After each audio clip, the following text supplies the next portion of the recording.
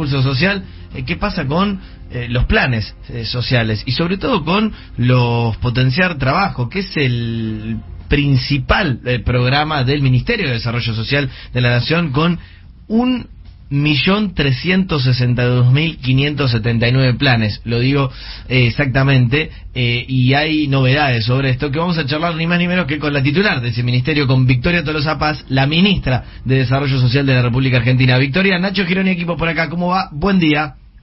¿Qué tal, Nacho? Buen día, ¿cómo están ustedes? Bien, gracias por este tiempo en horas donde fuiste noticia, porque decíamos, te voy a ahorrar algunos números, pero los vamos desarrollando.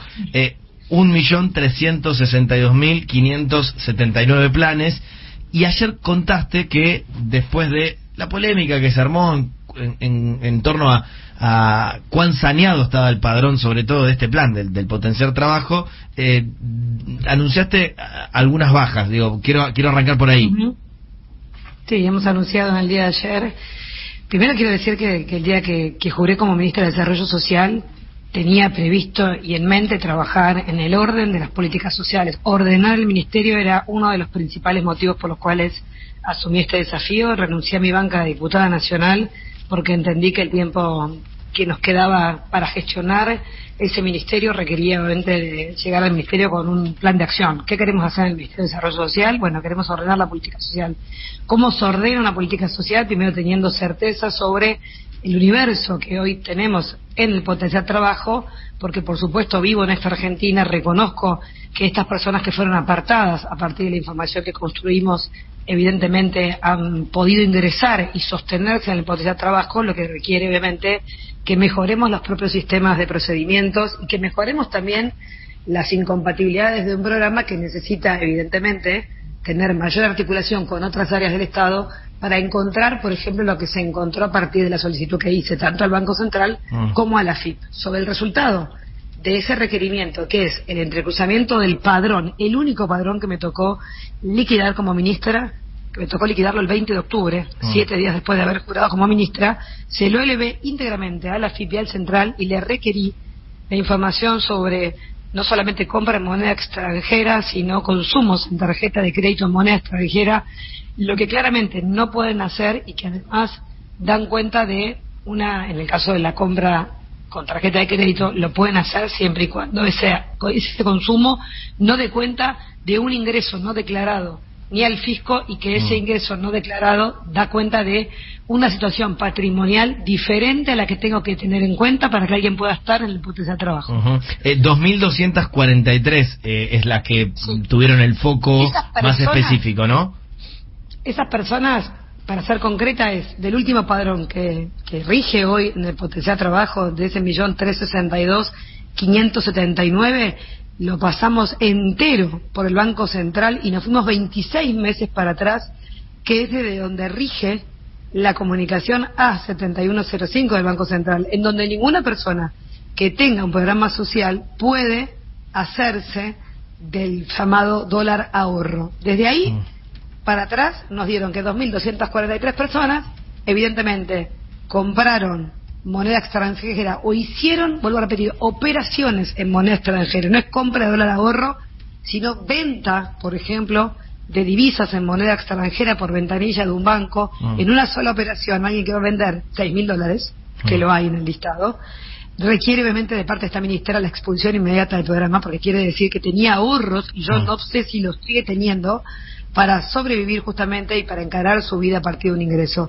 Entonces, de esos casos, que están nominalmente detallados, claramente lo que hicimos fue construir una resolución y fue la baja inmediata e indeclinable de esas personas en el padrón. Decime una cosa, porque digo, hasta acá sigo los números y quiero que la gente los entienda, pero hace un tiempo, yo me acuerdo que lo conté al aire y algo, creo recordar que lo hablamos incluso con vos, que la FIP había informado que cerca de 253.000 beneficiarios de los planes habían comprado dólares o declarado bienes personales. ¿Cómo llegamos de 253.000 a apenas 2.243 expulsados o suspendidos? Sí, vamos, creo que me caracteriza es justamente no ocultar ni trabajar ni información que quiero, además que por supuesto, si es requerida por la justicia, está a disposición de que puedan avanzar sobre las investigaciones que se tengan que hacer con respecto a este universo. El día 30 de junio el ex ministro Zabaleta le requiere a la FIP no tomando un padrón determinado, como hice yo en esta oportunidad, sino construyendo un padrón base promedio de lo que habían sido el potenciar trabajo en el 2021 y 3 meses del 2022, y le pidió una serie de indicaciones, que por ejemplo contestara cuánta gente tiene inmueble y o tiene bienes registrables y o tiene aeronaves y o tiene embarcaciones. Ese punto, que es el punto 4 del informe, cuando la AFIP lo contesta, a mí yo lo dije inmediatamente, Nacho, porque soy contadora pública, porque conozco los números del Estado, y claramente me daba cuenta que había una mala interpretación de un periodista, 2 o 3, que sin tener acabado conocimiento en materia de la AFIP y del padrón del potencial, salieron a construir que ese universo era un universo que tributa bienes personales. Ajá. ¿Se entiende? Una cosa es decir que 253.000 personas de los quits promedio del potencial trabajo tienen o un auto o una moto o, ¿se entiende?, o ingresos por arriba de 2 salarios mínimos, que pegarlos todos juntos. ¿Por qué les quiero decir esto? O sea, que no había 253.000 irregularidades, a eso voy. No, de ninguna manera. Vos cuando desglosás ese número, que fue lo que pedí yo, y que también hago pública la información que devuelve a AFIP, que es el desagregado del ítem 4. ¿Cuántos de esos tienen moto? Pues porque si tienen moto, es compatible tener un potencial y tener una motito para desplazarse, siempre y cuando esa moto tenga claramente una evaluación fiscal que no sea una moto de alta gama, está clarísimo, ¿no? Bien. Pero entonces la AFIP contesta que hay 133.000 personas de ese número de 250.000 que tienen una moto. Contesta que hay 22.000 personas en el padrón del potencial trabajo que tienen un inmueble, y son todos datos patrimoniales compatibles con el potencial. Por eso vuelvo a repetir, ni ese dato reflejaba la realidad de lo que sí construimos a partir de solicitar nominalmente la información, ni mucho menos el dato de que 35.000 personas habían hecho operaciones en moneda extranjera. Porque en definitiva el dato que me da el Central es mucho más grande.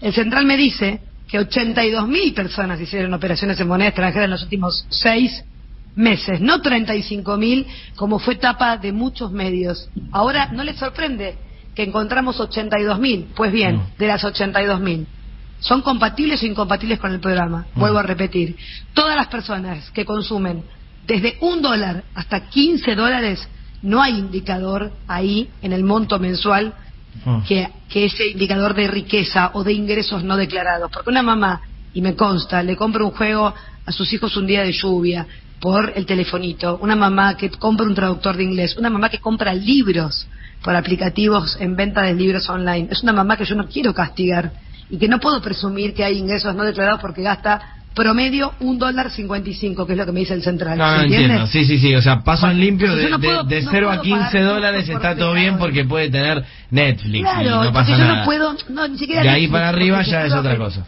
En el universo del potenciar, en muy pocos casos existe Netflix. Sí existen mamás con teléfonos a donde los nenes le piden el jueguito de 0.99, el jueguito de un punto. O sea, de verdad lo digo porque conozco bastante el territorio.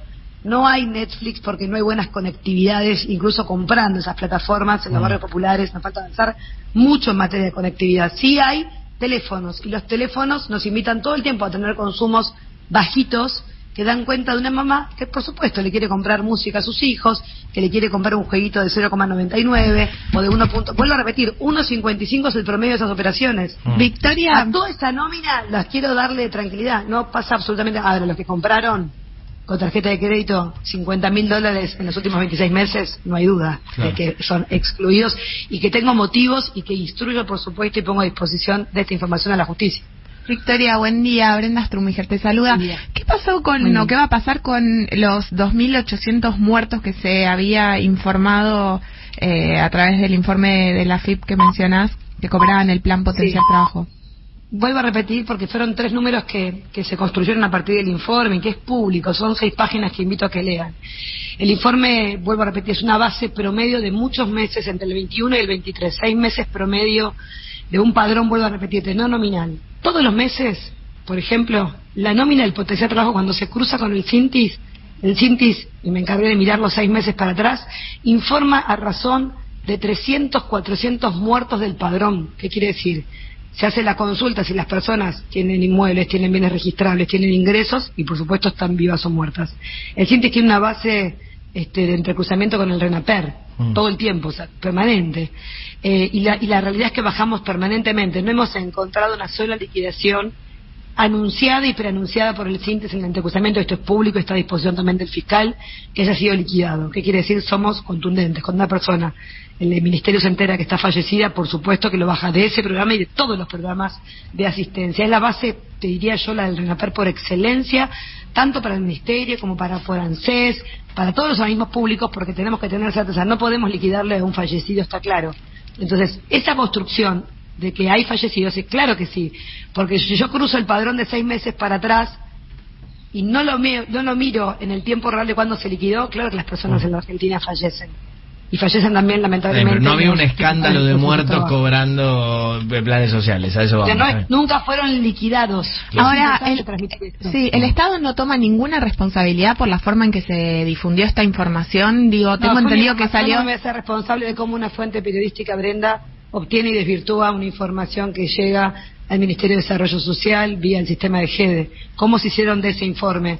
¿Y por qué lo interpretaron de esa manera? Responsabilidad periodística. Fuentes de la fuentes de la FIP, digo, está consignado en todas las notas que publicaron sobre el tema. En el ministerio instruido, por supuesto, la auditoría interna y el procedimiento si hubo filtraciones de un informe, que vuelvo a repetir, no buscábamos ocultar, todo lo contrario, pero tampoco queríamos que esto se desvirtuara a este nivel, en donde tuvimos que salir a aclarar qué es lo que íbamos a hacer, porque por algo el ministro Zabaleta y esta ministra tenemos una vocación de salir a buscar lo que hasta este momento el ministerio no tenía. El ministerio no cruzaba con el central. El ministerio no cruzaba con el central. A partir de ahora cruzamos con el central porque evidentemente ahí hay una posible incompatibilidad a detectar. ¿Hablaron con Castañeto sobre este tema? Porque él no lo he escuchado hablar sobre este tema públicamente, solamente... Por supuesto, a ver, construimos el entrecruzamiento de nómina, tanto con el presidente del Banco Central como con el titular de la FIP, obviamente no solamente en el apuro y en la necesidad de que ese trabajo ocupara el fin de semana pasado a ambos organismos, porque había que buscar justamente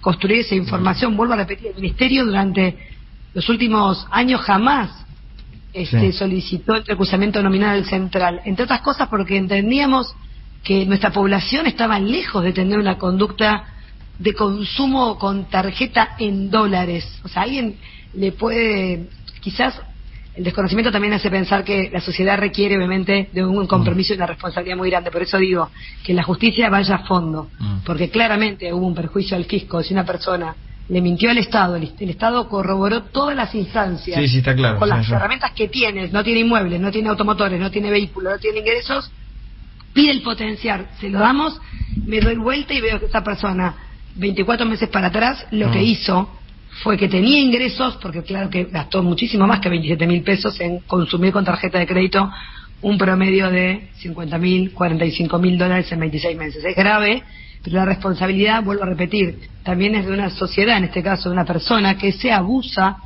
de, en este caso, el Ministerio de Desarrollo Social y viene a buscar algo que no necesita. Victoria, ahora va a tener realmente que responderlo en la justicia. Cierro así, tengo pocos segundos, pero no quiero dejar de preguntártelo. Se había construido una idea de que todo el potenciar trabajo parecía, voy a exagerar, una chantada, que todo el padrón estaba mal, no saneado. Y vos ayer informaste que encontraste apenas 0,3% de irregularidades. ¿Qué significa para vos que ese número sea bajo, según lo que vos contás?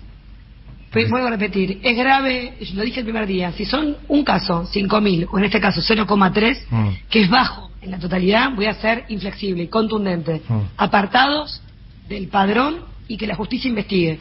2, es una foto la de ayer. Esta ministra no se va a detener en la búsqueda de seguir aceitando procedimientos de auditoría que nos den cuenta de ir trabajando en detectar irregularidades. No es la última, ¿se entiende? Arranca un proceso de validación de identidad el día martes 22. Esa validación de identidad hasta el 6 de enero también puede dar cuenta de algunas otras irregularidades. Okay, pero por eso, pero no era como se suponía, tampoco que encontraste que la mitad del padrón era un desastre, a eso voy. No, para nada, porque vuelvo a repetir, el entrecruzamiento de datos que se hace para poder liquidar un padrón están escritos en una resolución que es la 121/20, que son estas incompatibilidades que te conté. Tener trabajo registrado es incompatible, sí, a excepción del empleo promovido, del empleo temporario en el norte y del puente del empleo. Entonces no me basta con cruzar empleo registrado. Bien. Tengo que cruzar empleo registrado y desagregar estos códigos que me permiten cuidar a quien hoy está en Puente del Empleo, que es Puente del Empleo. Bien. Cobrar un potenciar, pero estar dentro de una planta textil cosiendo, yo pago una parte y el empleador paga otra. Perdón. Creo que quedó clarísimo, y por eso digo, más allá de tu conferencia de prensa y lo que difundiste, queríamos profundizar en estos datos, ya que tanto se ha hablado del potenciar trabajo y del Ministerio de Desarrollo Social en estas horas. Victoria, te agradecemos por este tiempo en este sábado y gracias por atendernos como siempre. Gracias a vos, un beso grande. La ministra de Desarrollo Social de la Nación con nosotros, contándonos más detalles. Entonces...